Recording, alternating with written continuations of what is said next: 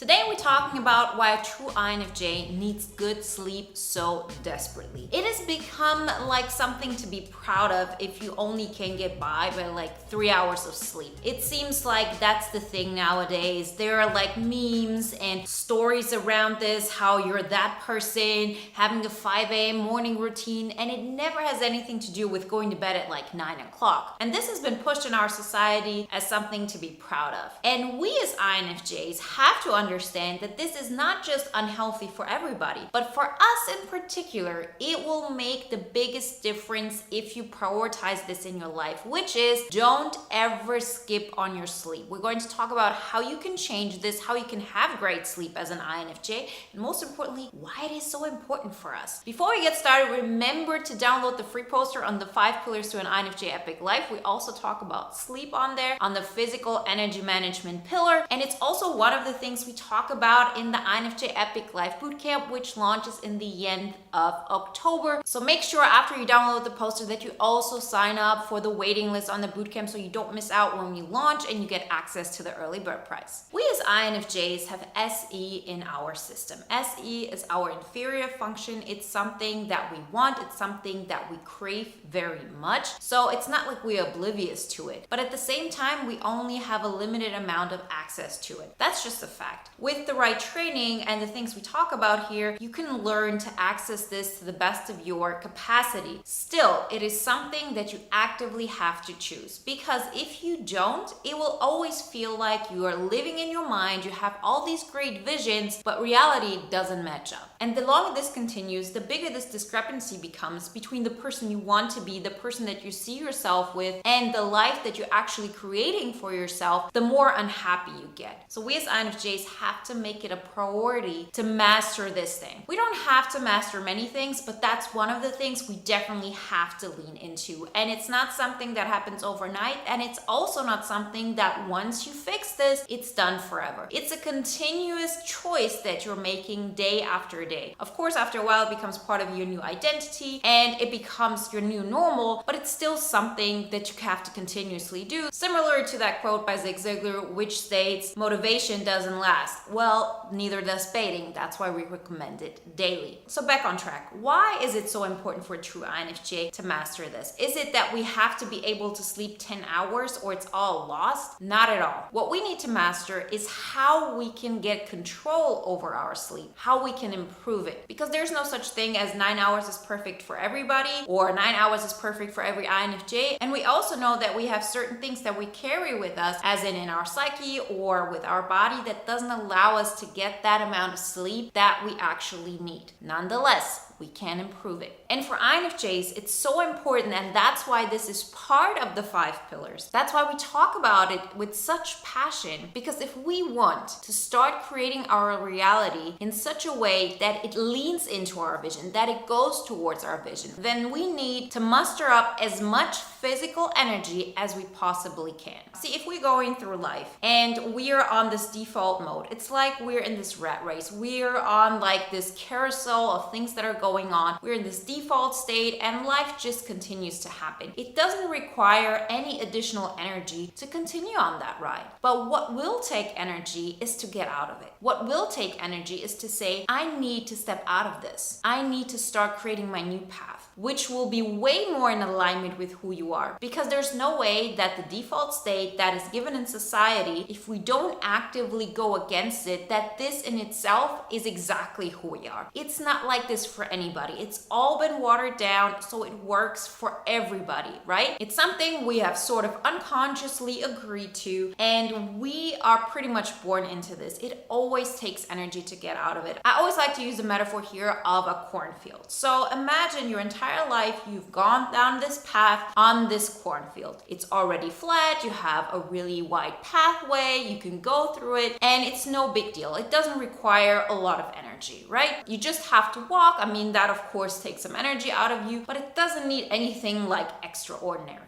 And then you decide, no, this isn't actually the path toward my vision. If I continue on this path, then I'm not taking control of my future. I'm not taking control of creating that vision that I have in my mind into reality. No, I'm settling for what society wants for me. And this will always be short of what you want for yourself. That's given, because of course it will be. There's no such thing as people around you wanting you to get your own thing done, because that of course means that within that box, others have to lose. But if you go on your own path, it always means that everybody around you can go their own path and you can do this as well. And we as INFJs are so great at holding on to our vision. Our biggest challenge is to find a way to take those steps and go towards it. An ESTP, for example, would have a different problem. They would have all the energy to step out of the norm, but for them it's difficult to hold on to that vision that is different than reality, because their sense of reality is so strong. They're really, really grounded. They see what is going on within that box they are in right now, and it's like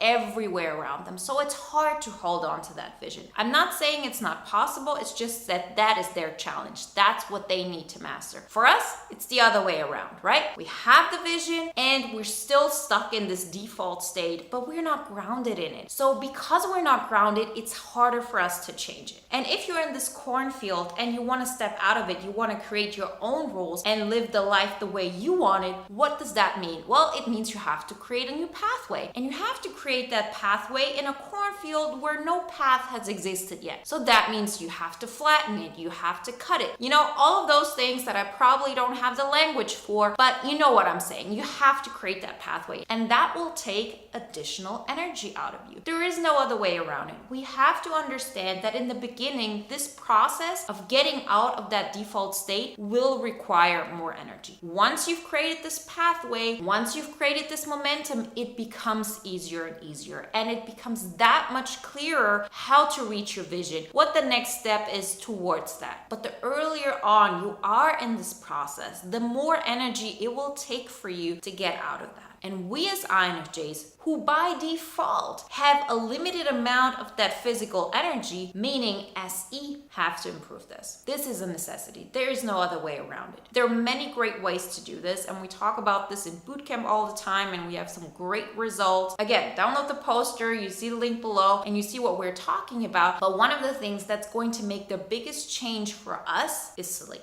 Because every hour that is missing from your sleep, that could give you the extra boost of energy to make those steps to get out of the norm, is going to make every difference. For somebody who has a lot of energy to begin with, 1 hour less or more of sleep, big deal. But for us INFJs, this isn't a question of, oh, do I have 70% energy or 80% energy? No, it's a difference of having maybe 10% of energy or 20. So we're talking about doubling the energy that we do have. That's an extreme example, I know, but I've seen this over and over again, how much this can change and how much this can significantly improve your life as an INFJ. Yes, we first, of course, have to accept the fact that we don't have as much energy as maybe an ESTP, but we don't have to. There is no such thing as that personality type has more chances of making their dreams come true because they're a sensor or because they're an ESTP. No, every single personality type has weaknesses and has strengths. We just have to utilize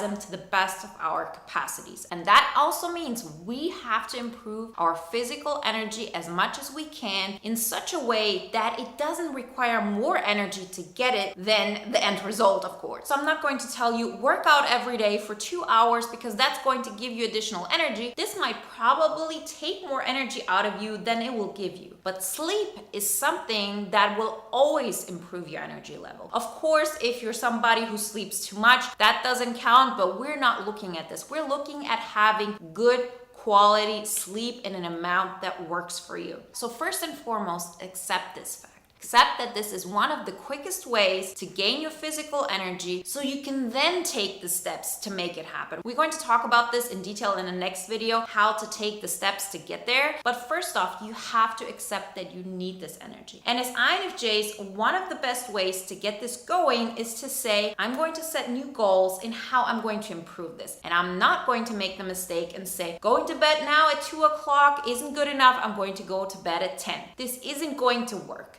specifically if you want to create long-term change. You first off want to become somebody who knows how to control their sleep. And second of all, you want to be somebody for whom 10 o'clock, for example, is a new normal, and not for somebody who forces him or herself to go to bed at 10 o'clock. So a way to doing this is, for example, saying I'm going to go to bed at 1:30, and I'm going to do this until 1:30 has become my new normal. And then I go the next step to 1 o'clock. There are a lot of other ways to improve your sleep, but most importantly as INFJs, we have to understand that this is a necessity. We have to put it on our to-do list, and then we slowly have to change it so we become somebody for whom being able to go to bed at, let's say, 10 or 11 o'clock, whatever is the perfect time for you, is the new normal. And don't ever feel like if you're not hitting that goal of yours, you're failing. We are leaning into this. Every single minute that you get to add to quality sleep, you're improving the physical energy that you need in order to get out of that rat race. Remember to sign up for the bootcamp waiting list. I'm super excited about this. This is the one thing that continues to grow, which we all love, that people always come back for. It's INFJ specific, and we launch at the end of the month. So get yourself on that waiting list so you get access to the early bird price. It's only going to be 48 hours, so make sure you don't miss it. And if you want to watch another video now that is in alignment with today's topic, then watch the 5 bad habits the INFJ needs to quit.